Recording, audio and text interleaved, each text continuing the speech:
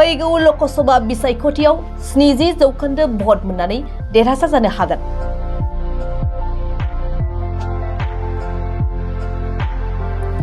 क'क्राझार लकसभा बियाबाव एनडिएनि जयन्त बसुमतारीनि गोख्रों फोथायनाय।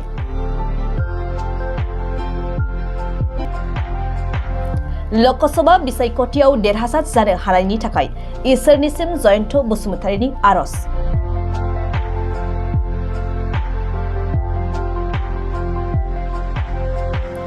लकसभा बिसायख'थिनि समा खाथियाव सौफैनाय लोगो लोगो क'क्राझार लकसभा बियाबनि एनडिएनि बिजाथि जयन्त बसुमतारीया जिरायनानै थायालासे दासान्दि बियाबनि सिङाव थानाय दाब दाब जायगाफोराव रायजो राजाफोरनि हांख्रायनाय बायदियै नुजाथि हैदों।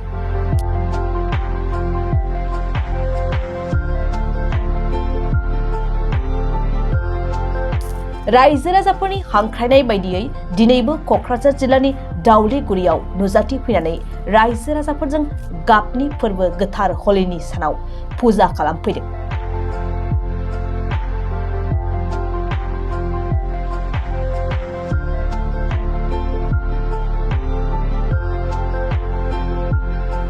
हलि फोरबोनि लोब्बायै दिनै एमपि बिजाथि जयन्त बसुमतारी आरो आसामनि केबिनेट मन्त्रि उरखावग्रा ब्रह्मआ दाउलिगुरियाव थानाय श्री श्री कृष्ण मन्दिराव फैनानै फुजा खालामफैयो आरो जायगानि रायजो राजाफोरजों फैगौ लकसभा बिसायख'थिनि थाखाय सावरायलायो। ओरैनो बिजाथि सायख'जाखांनायनि उनाव गुबुन गुबुन थानसालिफ्राव थांनानै बे थानसालियाव अबंलावरिनि खाथियाव निसय बोर बिनाय जादों जे फैबाय थानाय बिसायख'थियाव मोजां मोनसे फिथाइ थायो आरो जेन' बिसायख'थिया मोजाङै बारलाङो, बयबो जाहाथे गावनि साननाय बायदियै गावनि भटखौ होनो हायो, गोजोन सान्थिनि थाखाय आरज गाबदों। दिनैहाय जिथु दा हलिनि बोथोर, बे हलिनि बोथोराव रायजो राजाफोरजों दसे नुजालायनाय मोनसे खाबुबो लादों आरो अबंलावरि श्री कृष्णनि खाथियाव फैबाय थानाय बिसायख'थिनि सोमोन्दै आरज गाबनाय, लोगोसेयैनो गोजोन सान्थि आरो खौसेथिनि थाखाय आरज गाबदों आरो बिसायख'थिया जाहाथे मोजाङै बारलाङो, बयबो जाहाथे गोसो बायदि गावनि साननाय गावनि बिजाथिनि भट होनो हायो, बे खोथाखौनो इसोरनाव आरज गाबनाय जादों। दासिमाव बेसेबांखिनि रोखा जाबोखो जेननाय देरहानायनि खोथाया? एनडिए हिसाबै जों जोबोद रोखायैनो दं दा, मानोना मोनथाम दोलो, जाय दोलोआ दिनैहाय रायजो राजानि जौगानायनि थाखाय बिटिआर सोरखारानो होन, आसाम सोरखारानो होन, जोंनि भारत सोरखारानो होन, रायजो राजानि खाथियाव साफिनायनि थाखाय जिखिनि हाबाफारिफोर लादों, बे हाबाफारिजों रायजो राजाया जोबोद गोजोननाय मोन्दों आरो बिथांमोना सरकारनि फारसे फोथायनाय निस्सय लानो हादों। बेखायनो जोङो रोखा जे फैबाय थानाय बिसायख'थियाव जोङो 70% भट शेयारखौ जोङो एनडिए हिसाबै मोनगोन। नोंथाङा जे बिसायख'थि फोसावथिंनायखौ जे मावफुंगासिनो दं आरो माबायदि अनसायनाय एबा रायजोफोरनि ओंखारनायखौ नोंथाङा माबायदि नोजोर होदों? रायजो राजाफ्रा गाव गोसो जानानैनो लैहोर लैहोर बिथांमोनहा बाहागो लादों। मानोना दिनै आं एसे सिगाङावसो बुंखांखाबाय जे बिटिआर सोरखारनि रायजो राजाफोरनि जौगानायनि थाखाय गोरिबनिख्रुइ गोरिब आरो अबस्था मोजां सुबुंफोराबो दिनै सरकारि जिखिनि बिथांखिफोर, बे बिथांखिजों बिथांमोनहा मुलाम्फा जादों। बेयाव बिटिआर सोरखार, आसाम सोरखार आरो भारत सोरखार मोनथाम इन्जिननि जा सरखार दङ,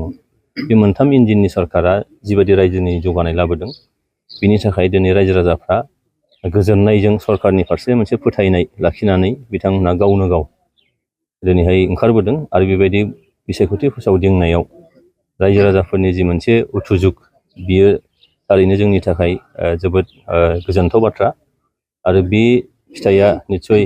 फैगौ 7 मे अक्ट'आव जानो गोनां बिसायख'थियाव मोजां मोनसे फिथाइ लाबोगोन आरो बेबायदिनो जोङो 70% दिनै एनडिए हिसाबै जोङो भट शेयार मोननो हागोन। जिहेतु नोंथाङा दुलाराय बर' फरायसा आफादनि गोलाव सम बिबान लानानै फैदों, फरायसा फरायसुलिफोरनि थाखाय माबायदि हाबा मावनो मोनदों? दुलाराय बर' फरायसा आफादाव गोलाव सम मावबोनाया नंगौ। आथिखालाव आङो हारसिंनि बाथ्रा नङा, दिनैहाय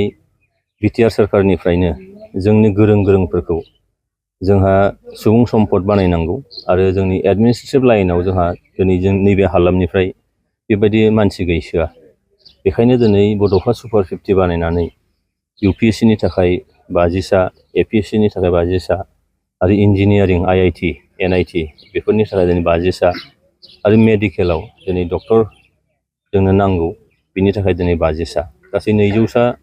गोरों जोंनि जायफोर लाइमोनफोर APSC, UPSC नि थाखाय नोङो ग्रेजुवेट आरो पोस्ट ग्रेजुवेट आरो दिनै जायफ्रा डक्टर आरो नोङो इन्जिनियार जागोन बिथांमोनहा दिनै हायार सेकेन्डारि पास बे बिथांमोनखौ जोङो कचिं होदों आरो बेजों बिटिआर ओनसोलाव मोनसे जावरिखांनाय फैदों आरो बेजों दिनै रायजो राजाफ्रा प्रमद बर' दैदेननाय नैबे सरकारनि सायाव जोबोद मोनसे गोजोननाय मोनदों बिथांमोनहा आरो बेनिखायनो बे गोजोननायखौ दिनै फैबाय थानाय भटआव निस्सय बिथांमोना शेयार खालामगोन सरकारनि जानानै सरकारि पक्षआव NDA नि पक्षआव बेखायनो दिनै आंबो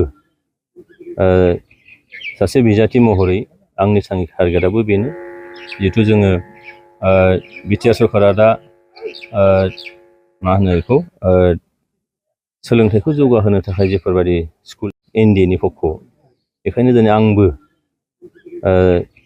सासे बिजाथि महरै आंनि थांखि टारगेटआबो बेनो जिहेथु जोङो बिटिआर सरकारा दा मा होनो बेखौ